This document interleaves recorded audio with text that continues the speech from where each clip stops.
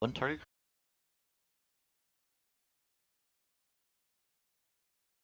creature, or target creature's -2/-4 until end of turn. Let's talk about why you'd want to tap a creature. Keep going. So when you attack, your creature taps. Okay, we've already talked about that. But we talked about how they don't untap till the beginning of your own turn. So if they attack on your turn, Ever think about the multiverse? you'll tap, and then it's my turn.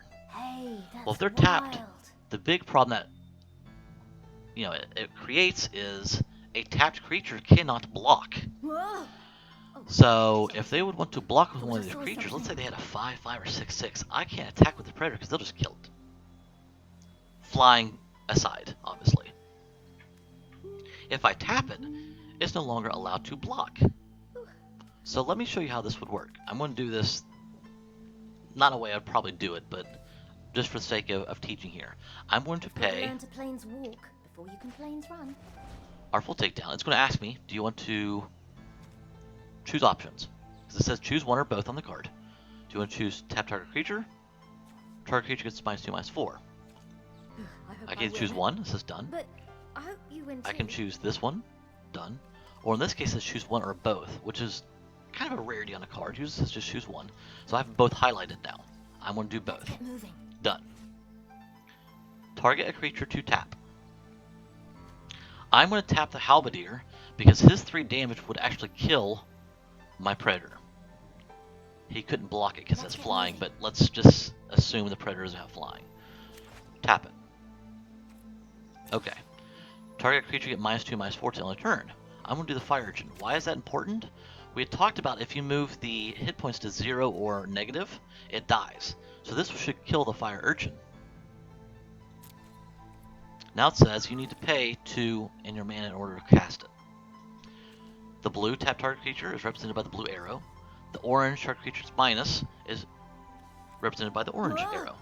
Oh, sorry. Thought I saw something. I might get this a little bit easier. If I had the right... Is it actually going to pick it up? Whoa! There we go. That might be a little easier to see for you guys. Thought I saw something. Yeah, okay.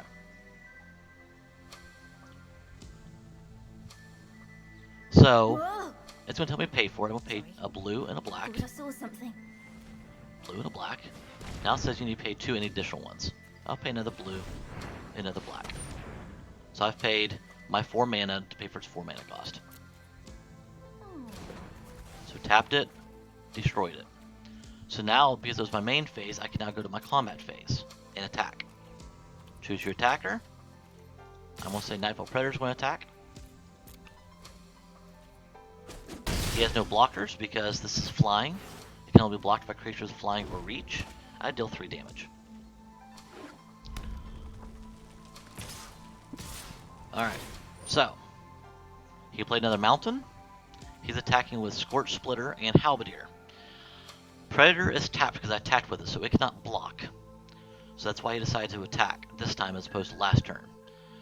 Before combat even occurs, it says when it attacks. Attacking occurs before even combat even takes place, before blockers are even assigned. Whenever it attacks, deal 1 damage. So I have a chance to, what we call, respond to that. Anytime a ability is done, you always have a chance to respond. I'm going to say I have nothing to respond with. The 1 damage, deal damage to me. Okay. Do I want to play anything? Do I have any instants to play? No, I do not, so I'm going to go blockers. I had no blockers because I was tapped. So the 1 damage goes through, and the 3 damage goes through. So I was at 18. The initial attack damage took me to 17. The 1 damage 16, 3 damage 13. I hope I win. Second main phase, I hope you win too. he passed turn to me saying, I've got 5 mana here, but I don't want to play either one of the cards in my hand. Your turn. My Nightfall Predator untaps. My mana untaps. I draw a card. Alright. Do I want to play any of these cards? Target Thought Erasure says target opponent reveals their hand. You may choose a non-land card from it, and that player discards a card. Surveil 1. Well, let's talk about the first part of the card. The target opponent reveals their hand, which means I get to see exactly what they're holding. That's a benefit in itself. That way you can play around what they have. Any information you have on the other player's hand Oh, is good to have, obviously, because you know what they can answer your plays with. You can play it around saying, okay, if I play X, they're going to play Y. It gives you a lot more information to work with. The other thing is you can choose a non-land card from it and have them discard it. So let's say they have this card in their hand that is going to be this thing that's going to wreak havoc on me or tear up the play I was going to make. I can have them discard it. That's a huge bonus in itself. Now let's look at the third part. Look at the top card of your library. You may put that card in your graveyard. Library is your stack of your deck. Okay? So I can look at the top card of my deck for next turn. Maybe it's another land. I've got 6 lands out here already. I don't need any more mana, because I know nothing in my deck costs more than 6 mana. So if there's another land on the top of my deck, Surveil 1 says I may put it into my graveyard. Hey, Just discard it. your hand. Let's say it was an awesome card I was waiting for it to get to in my deck, and it's at the top of my library. Because it says you may put it in your graveyard, it's not a you put it in your graveyard, you have the decision to do so if you would like to. So if it is the land, I'll put it in my graveyard because I don't need more lands. If it is a awesome card I've been waiting on, I can leave it at the top of my library. That way next turn I know I'm going to draw it. Oh, sorry. Thought So- I saw something. Let's go ahead and play this. Alright, target an opponent. Alright, that's my opponent. Submit. I have to pay my mana. It costs a blue and a black. A swamp. An island. Okay. I see he has a mountain and a shock. Okay. No shock is lit up, but mountain is not, because it says choose a non-land card. This is nice, because he could deal 2 damage to my any creature I put out there. He could deal 2 damage directly to me. It's always good that I can take, yeah. Obviously he has 2 cards, and a mountain doesn't do anything to me. So let's take that out of his hand. Perfect, he discarded. Oh. Now Surveil. Alright. Drag cards, put them at the top of your library or in your graveyard. So my library is here, my graveyard. This is the card at the top of my library. You can do Enchantment. Now remember when I talked about enchantments, said unless it's an aura, it goes on the battlefield and it stays there persistent unless it's removed. So when this enters the battlefield, you draw a card and each opponent discards a card. this. Like, hey, Whenever you that's surveil, wild. which we just did, but it's after this goes into the battlefield, return it to my hand. So I can keep playing it over and over again. Keep with it. You're doing It's not a great. bad card to have. I will probably go ahead and take it. So I'm going to leave it here. If I put it in a graveyard, it goes here. But this goes on top of my library. Very good visual for you. Keep with it. You're doing great. Alright. So I can see it at the top of my library to remind me that's what's coming up next. If you hover over it, you can see it says private information. Only you can see this card. It is hidden to your opponent. So I can see it because I know it's coming next. They cannot. I can see their mountain here because I looked at their hand by using my thought erasure.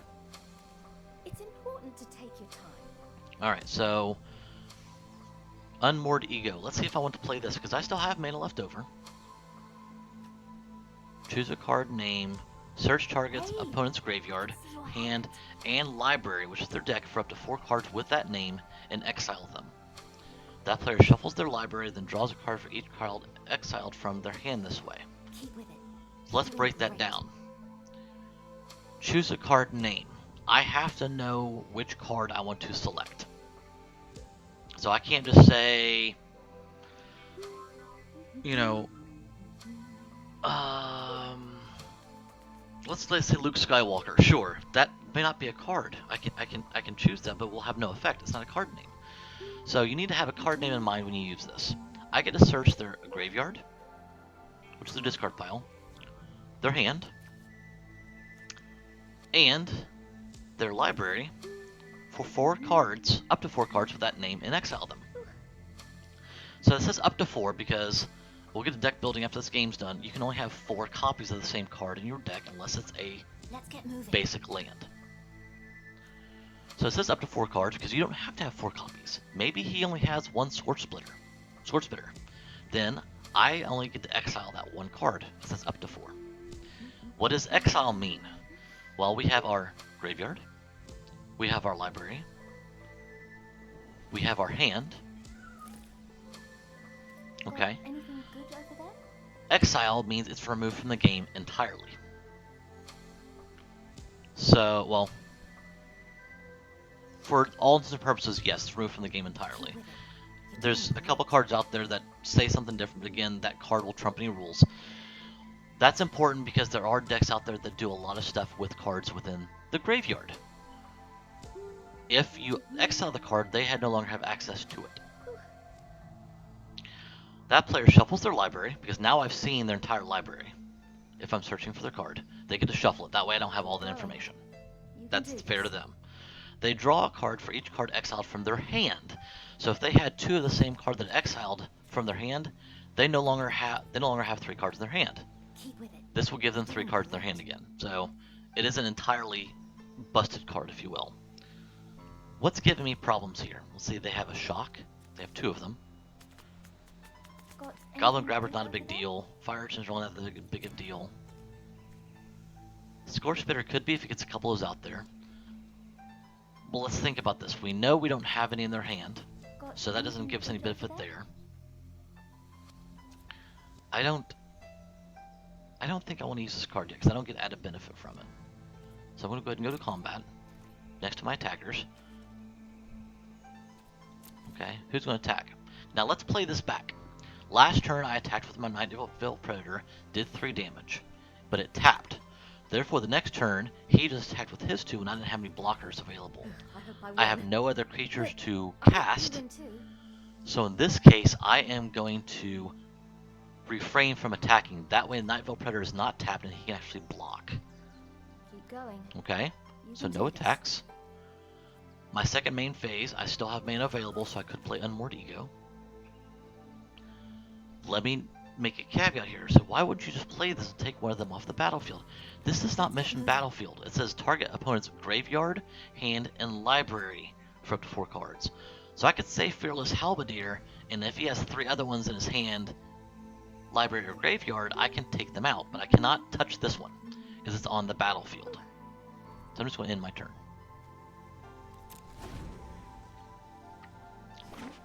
And we're going to stop here again. Notice, he drew a card. I could still see the mountain, but I can't see this new card because I'm not privy to the information. He played the mountain. He moved to his attacking phase and is going to attack with Hey, Halberdier. I can see your I have 2 hand. options here now. I can block with the Predator, or I can let it go through and I bleed down to 10 health. It's a very, very important decision because if Gotta I learn to block, planes walk sure I before you kill can it, planes run. but his 3 power will do 3 damage to my Predator, and then it's dead too. One of the hardest lessons for new players to learn is you start with 20 life, okay? That is a resource for itself. It doesn't matter if you end with 1 life or 35 life. A win is a win. So I don't have to panic yet saying, oh my gosh, I'll go down to 10 health. I'm going to let that go through because I don't want to lose my Nightveil Predator. It's a pretty good card because what happens if I lose it now and then he's got 6 mana here and he has a big beefy 7/7 creature that's You going to can come do in. this. I no longer have a blocker that can kill it because remember, this has Death Touch. It kills anything it blocks. So I'm going to let this go through. I'm down to 10. My mana untaps. I now drew my disinformation campaign that I knew we had at the top of our deck. Alright, I don't know what this card is, I wonder what your but let's put it this way. favorite card He's got 6 mana available. You can play instant cards anytime you want to, is. Keep with it. You're doing great. and I know he has cards in his deck that deal damage to me because you'll learn that's what a red deck does. We'll talk about that when we do deck building. So I'm going to play this. Pay 1 a green, I'm sorry, 1 a blue and a black. There's my black, there's my blue, and let's go another blue here.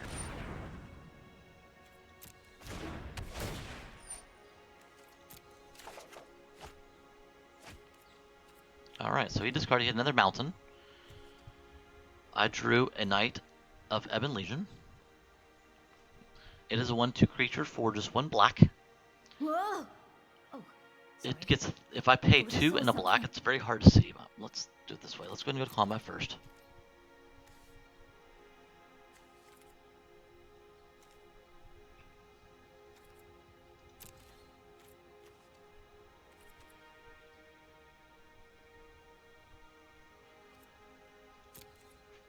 Alright. So second main phase. I'm going to play this.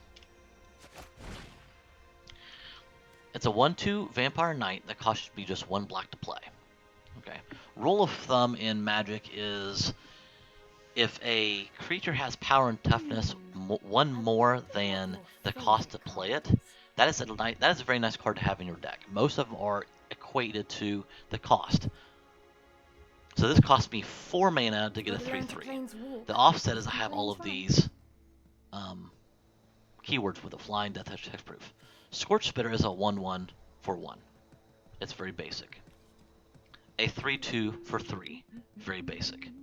This is a 1/2 for 1, also very basic, but I get all of these abilities. For 2 and a black, Knight of Ebon Legion gets +3/+3 and gains death touch to end of turn. So notice it doesn't have a tap symbol. So if I play this, I can still do that before my next turn. We'll talk about why that's important in a second. At the beginning of your end step, which is what we're about to be on in a second, if a player lost 4 or more life this turn, put a +1/+1 counter on Knight of Ebon Legion. We'll get to see that in just a second. So I'm going to pay my black and resolve it. And end my turn.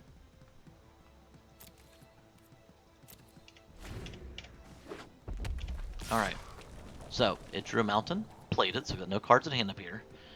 It's going to do 3 more damage to me, but let's go through. Now,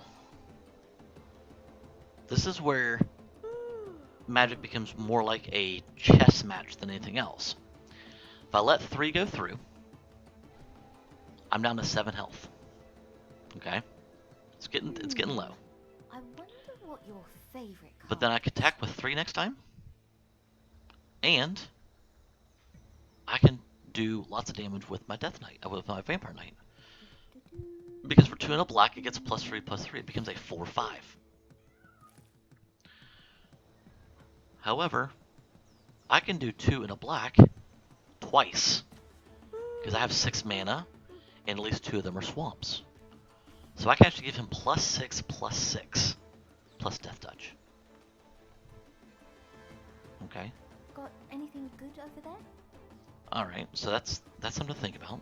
Not that big of a deal. But if I do that, it's not flying. It's important to take your time. It doesn't have trample. Sure, it has Death Touch. This guy's tapped, so he can't defend. But this guy can. So sure, my Knight of the Ebon Legion won't die because it only does 1 damage to me.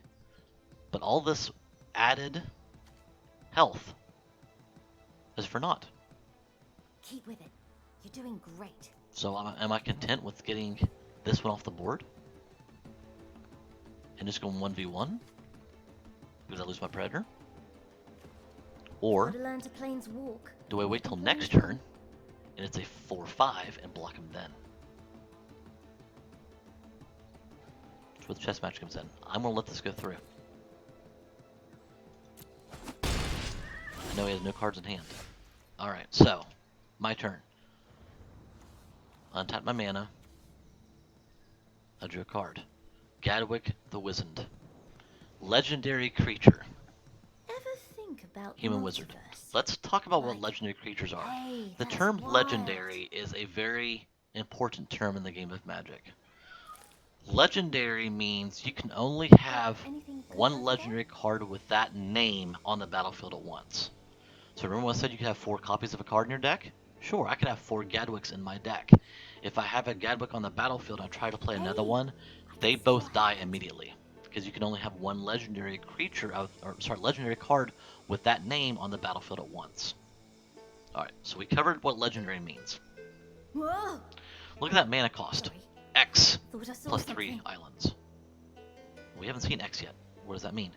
When Gadwick the Wizened enters the battlefield, draw X cards. It's important to take Okay. your time. Whenever you cast a blue spell, tap target non-land permanent an opponent controls. Okay. Let's take this one by one. X means you can pay any mana Do this. in that cost.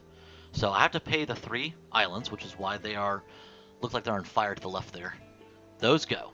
But that means I'll have 3 swamps left over, which means I can pay 3 here, plus the 3 swamps, and draw 3 cards. Fantastic. Then I'm out of mana, though. Let's get moving. If you remember, one of our plays next turn, and this is where it becomes a chess match, is to make him a 4 or 5, which would cost me 3 mana, 2 and a black. Let's get moving. I have to remember that, because if I spend more than 3 mana now, I won't have enough to pay that next time to block the Halberdier. So I can't play this card. Got anything Alright. good over there? I can't. Well, I could, but I would just put myself in a situation where I'm down. I'm either sacrificing one of my creatures to block, or I'm down to 4 health, and that could be a problem too. Hey, I can Because I'm low on health, we already know he's got cards in here that deal 2 damage. A 1-cost spell that does 2 damage. You can have up to 4 copies. Here's what I'm going to do instead. I'm going to play Unmoored Ego. You can do this. I'm going to search for a shock. That way he doesn't draw it. Now, I said this before. I'm losing the benefit of searching his hand because he doesn't have a card there.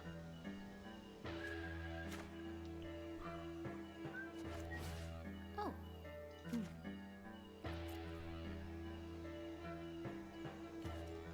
Now, I guess not that move comes up. No, whatever. Or swamp. Alright. These are all of the cards I know are available.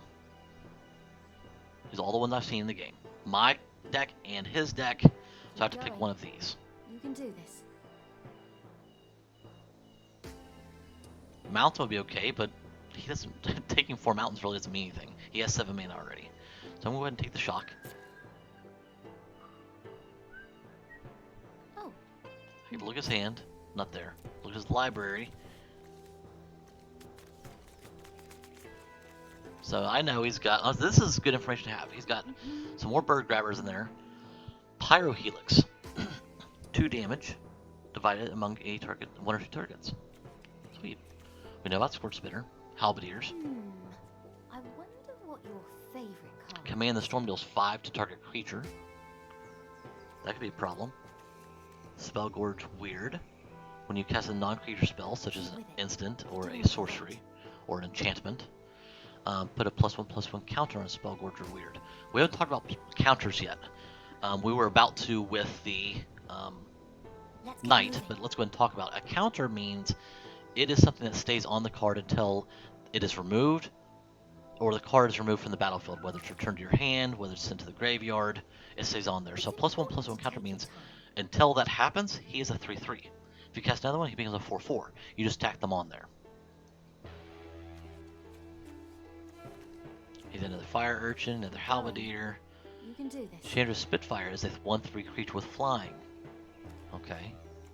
He's got that. Command the Storm we talked about. Fire Urchins. Infuriate. Target creature gets +3/+2 till end of turn. We need to be mindful of that. Okay?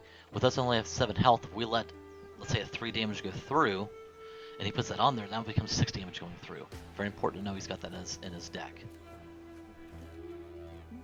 And I think that's all the cards that we haven't seen yet. So he has 1 more copy of Shock. I'm going to go ahead and take it out. And that's it. Next to combat.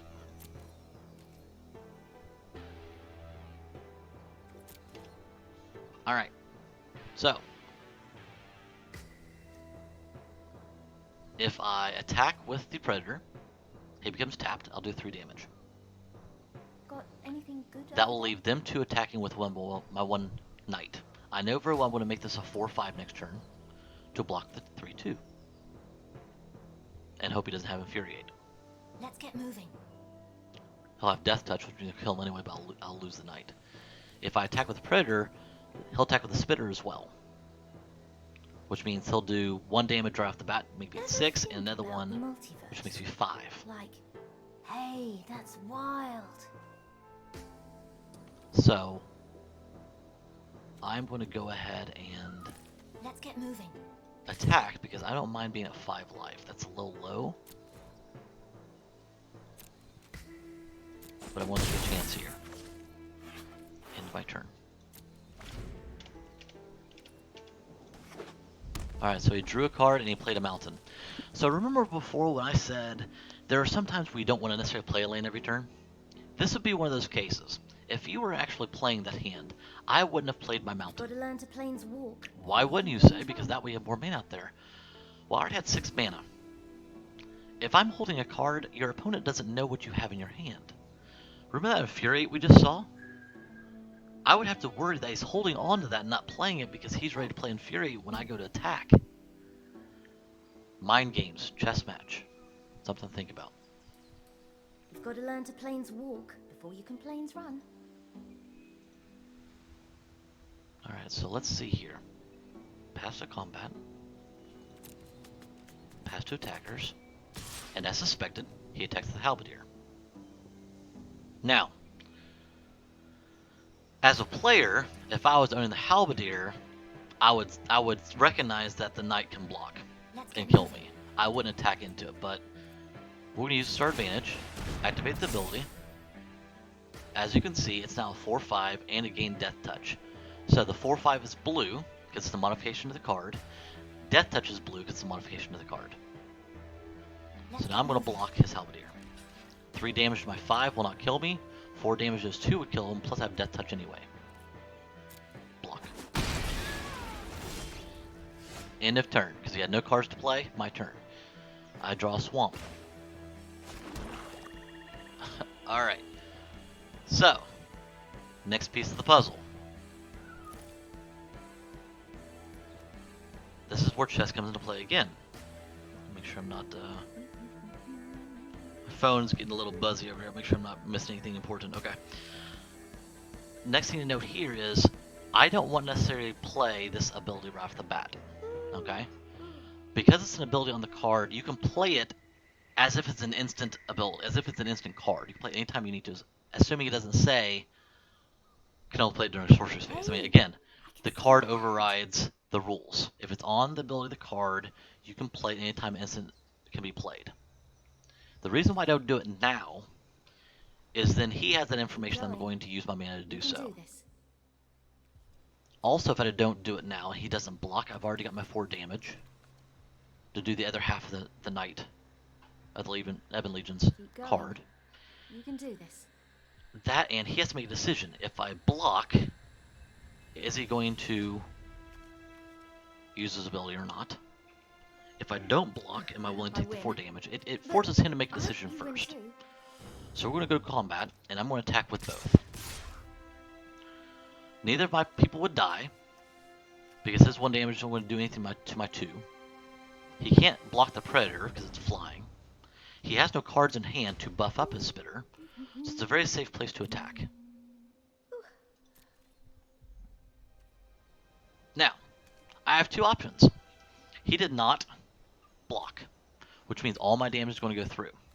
Now, I'm already going to get the +1/+1 counter for 4 damage being I hope I win. given this turn. But I hope you But now I got to come to another decision. Do I want to play this card in my second main? Or do I want to tack on 6 more damage? You can do this. Because I can pay 6 mana here and bump him up +3/+3 twice. We're going to do that. Oh, sorry. I thought I saw something.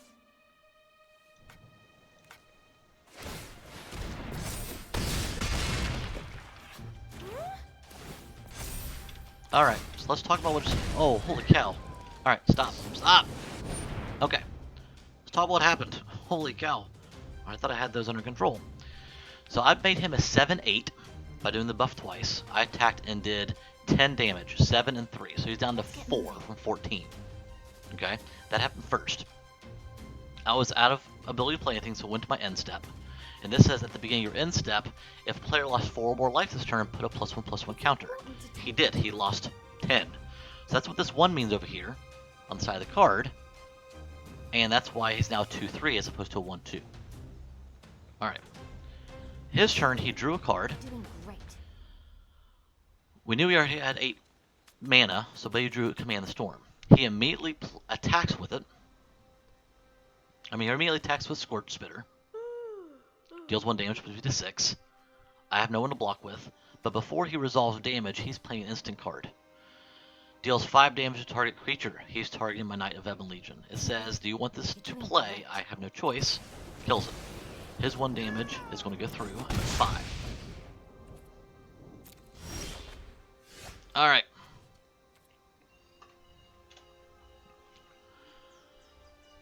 I drew a card. Orzhov Enforcer. Now here's where I have to be careful. Whoa! Oh, If I attack thought I saw something. with Night Veil Predator, I will do 3 damage. He will be down 2-1. But I leave myself with no blockers. Got anything good over there? If he hasn't, he's already gonna do 1 damage when he attacks, bring me to 4, and then 1 more bring me to 3, unless he has an Infuriate off the top of the deck, which means he kills me. I have 2 options to go here. I can either not attack Keep going. and You save can the do block. this. I can play another card, which will be my creature, which is a 1/2 with Death Touch and Afterlife. Let's play an Afterlife in a second. Keep going. And then we've got Gadwick we can You play. can do this. I don't need to save mana now for a Knight because the Knight's dead. So I've got 7 mana to play with. So here's what I'm going to do. Think about the multiverse. This would Right. cost 2, Hey, that's which will leave me wild. 5, so I can draw 2 cards if I want to. I'm going to go ahead and draw 2 cards to see if I have anything that's better than Orzhov Enforcer, or give me some information on Favorite what I could play next turn. Pay 2.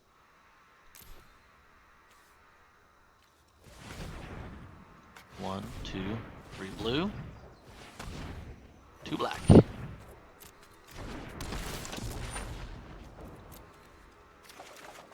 Alright, so I drew a land, and I did not play a land this turn. So I'm going to play a land. So now I have 3 mana.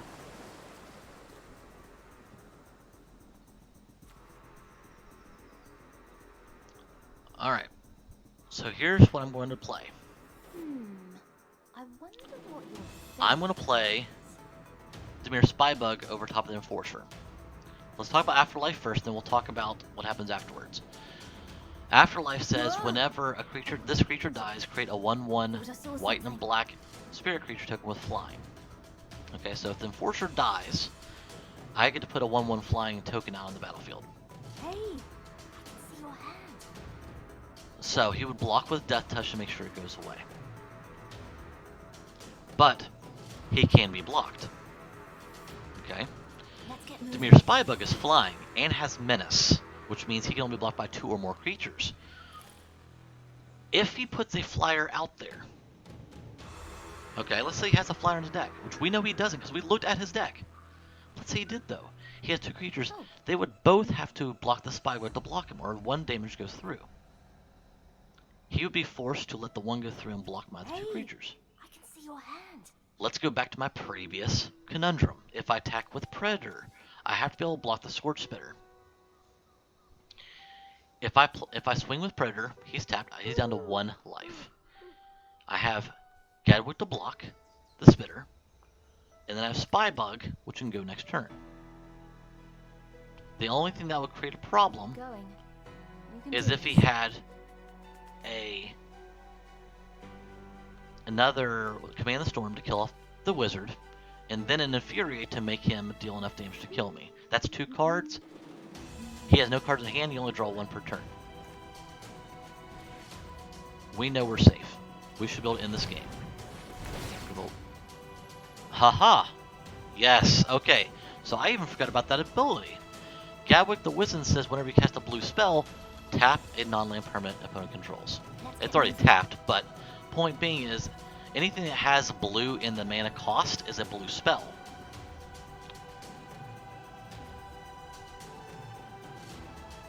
Keep going. You can do this. Hold on, I just got a message I have to respond to.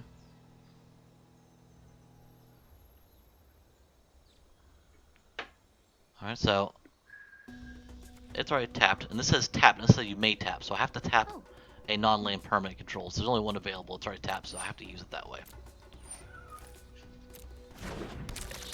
Alright.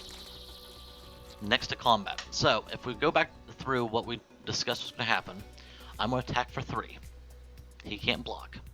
He'll be down to 1 health. I'll have 2 blockers for the Scorch Spirit to go through. which means he's going to do the 1 damage to me anyway, but I can block him going through. Whoa. Even if I had an Infuriate, it won't go through to me. The I next saw turn, something. Predator will be untapped, and Spybug will both go for 4, unless he kills a Predator, then I have these two go through. So we have options. We're on the offensive here. I'm going to go ahead and put him to the test and deal 3 damage.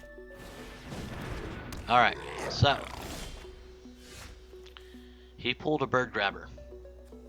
2-1 on the ground, which means he has no way to block by flying creatures.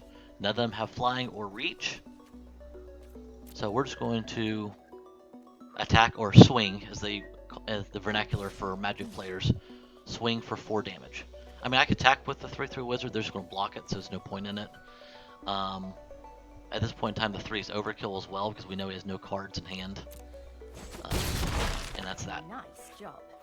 Game over. So hopefully that gave you an insight on how Magic is actually played. We're going to take a small break here, and then as we come back, we're going to go over how to build a deck and what that looks like, and kind of give you some insight into what a deck looks like, the synergies behind it. That way when you get started, you can understand why your deck works the way it does, how to play your deck properly, and when you start getting some cards, how to build your own. So at this point in time, I'm going to say take about 5, and let's see if we can't get us some deck building in and go from there.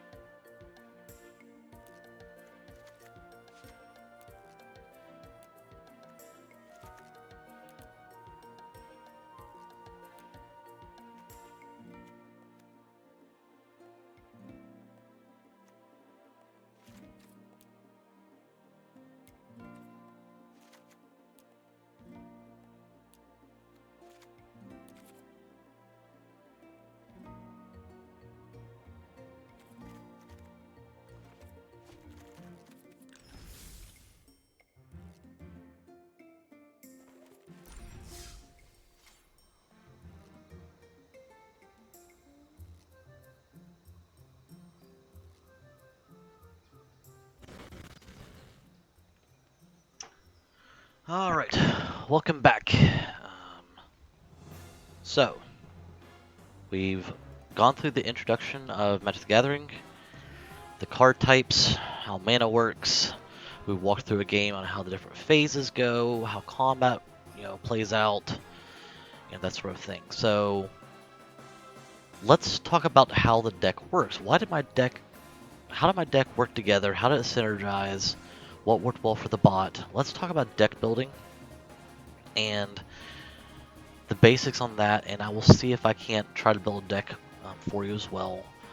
Um, I would recommend that as you start out with Magic, if you're brand new, to use the starter decks that come available with Magic the Gathering Arena, which I think there's about 10 of them. Use that and make sure you play them several times over so you get an idea of why that works together, why the synergies happen. And then after that, I would branch out to making your own. The reason why I say that is there can be a lot of fun and a lot of rewarding experiences by building your own deck. But as you go through the process of building it, it's going to be a painful experience. You're going to learn very quickly what works. Well, not you're going to learn very quickly. You're going to learn quickly that something that might have sounded like it was going to work when you finally actually play it out doesn't work at all, and that can be very disheartening. So I'd recommend you continue to play the starter decks to get a feel for how synergies within Magic the Gathering decks come into play and what to look for when trying to build your own. So all that being said, let me go ahead and pull up the decks here. Now I don't have any starter decks left. Well, I have one because I've built my own and I didn't want the other ones to get in the way. So the one I played with earlier that you saw was a deck that I've created. But let's go with Boros Legion here. This is actually one of the ones that you will get with the starter deck, with the starter pack, with Magic the Gathering. So let's do. Do I want to do it this way? Is it easier for you to see on the screen here? Let me go. It's easier on the screen. Probably this way. We'll go back to lobby. Try to make sure you guys can see the most information on the screen. There we go. Let's try that. Alright, so let's start with the basics of a deck. Bare bones basics, and then we'll talk about what makes up this deck and why it works, so on and so forth. So Magic the Gathering, in regular, what they call standard play, a deck has to have a minimum of 60 cards. Okay? I say minimum because you can have more than 60. But here's why almost every deck you see will land on exactly 60 cards. Because as you go more than 60, you water down the probability of getting cards you want to play. So while it might be nice to have all of these awesome cards in your deck and have like 110 cards in there, they're all great cards, you're watering down the synergies within your deck because that awesome copy of this card that let's grab an awesome card here. Happily Ever After. Let's say you have 2 copies of that in your deck, or you say you have 4, because you can have up to 4 in your deck. Well, if you have 120 cards, the probability of pulling that card is only 1 in 30. 1 in 30. How many turns did we go in that game I showed you? Maybe 11? Because I had about 7 lands out there. 10 or 11 maybe? So 1 out of 30 is a very, very low probability of pulling the card, as opposed to 4 out of 60, which is 1 out of 15. So the likelihood of you actually pulling at least 1 copy of that card is once per game. So that's why it's important to have just 60 cards in your deck. So let's start with that. So 60 cards is your basic deck size. Next is how do you make up your deck? Well, in order to make sure you have enough mana to be able to play these cards you want to play, a good rule of thumb is that 40% of your deck be 40% of your deck be lands. Okay? So in a standard 60 card deck, 24 of them. Alright, so 24 lands, 60 card deck, that leaves 36 cards. The 36 cards there is where the art of deck building comes into play. It all comes down to those 36 cards.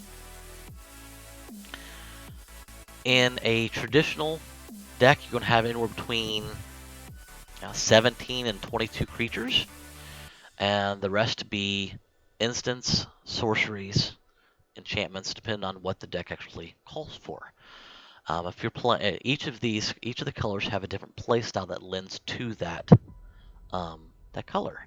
So as you saw against the red deck we played against, it lends itself to a lot of very cheap, smaller creatures and a lot of damage-dealing cards. What a white deck does is it is lending itself towards life gain. Okay, so you'll see a lot of cards that give you life on it. Whether it has the life link keyword on it, which anytime it deals damage, you get that much life, or you play cards that would give you additional life, such as, let's see here, when another creature enters the battlefield, you gain 1 life. It's geared towards life gain. Blue. Blue is traditionally what they call a control deck. It's centered around making sure you really can't do anything until it's long enough into the game where they can get a lot of their big creatures out. So you'll see where a red deck is very quick, a lot of smaller creatures. They may run 22 or 23 creatures. You'll see a blue deck only run 9, maybe 10, because their job is to make sure you can't play anything, either by casting counter spells, removing your creatures from the battlefield, doing card draw. They like to have full control of the game. Black. Black is removal, either by terms of just destroying your cards outright, making you sacrifice cards, providing debuffs, which will take them down to 0 health. It is traditionally a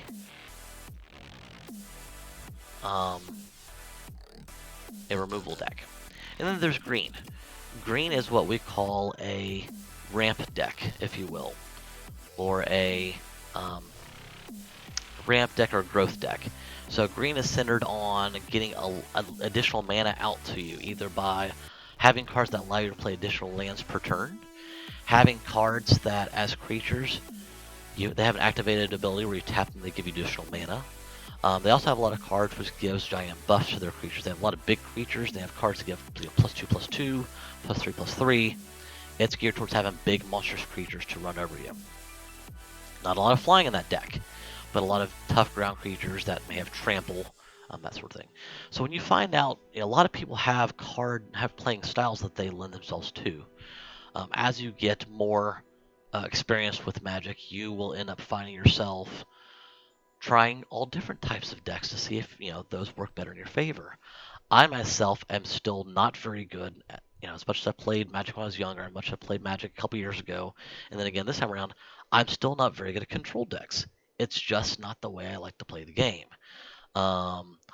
In most, PvP games, whether it is an MMO, whether it is a MOBA like League of Legends that I play on here quite a bit, you'll see I like to play a lot of aggressive playstyles.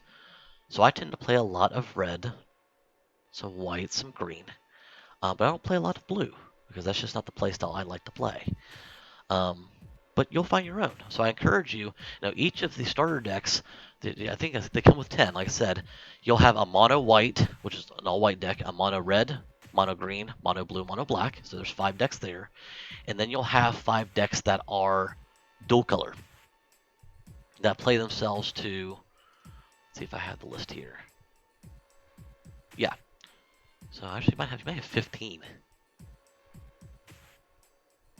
Yeah, they have 15 actually. So you have 5 mono decks, and then you have decks that lend itself together on the color wheel.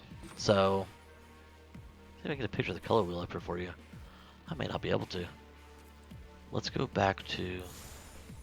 Okay, this will be different, but we'll go over it. Alright.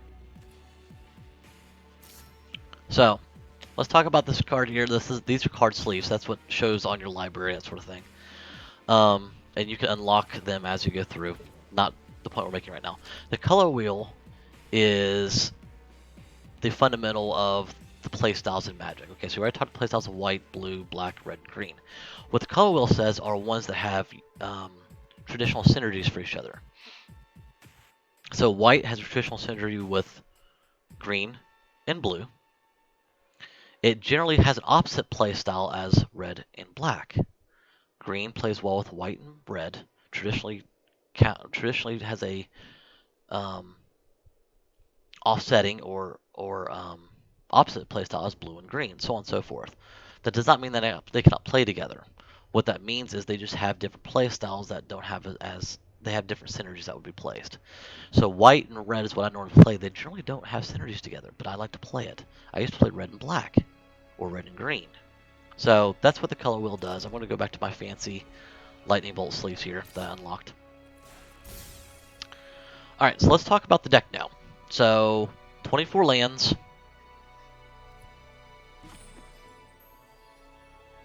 25 lands. Okay. Why do I have 25 lands? I don't know. That's what this deck, I guess, called for. Again, this is the starter deck, not one I built. So 25 lands. We have 23 creatures, 7 instants, and 7 sorceries.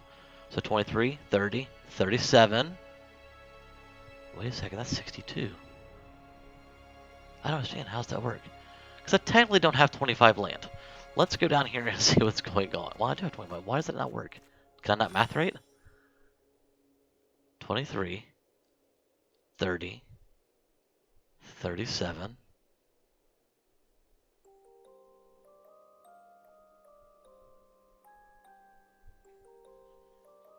$62.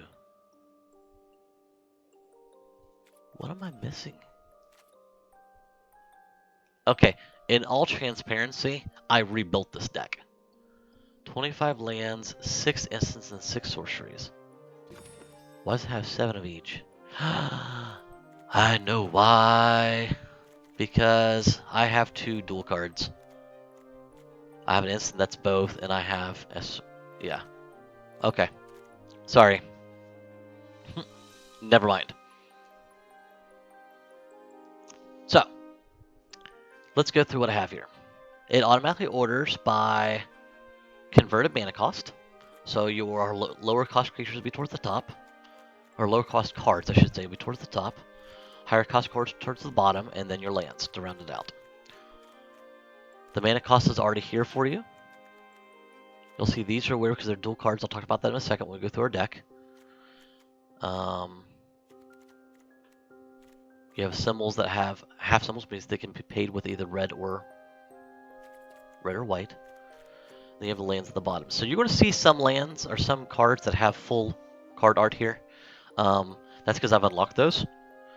We'll talk about that. I've talked about that in a previous video, but we'll talk about that, shortly. But you can unlock full, different card arts, and as you see, they're animated. They move. They're pretty fancy.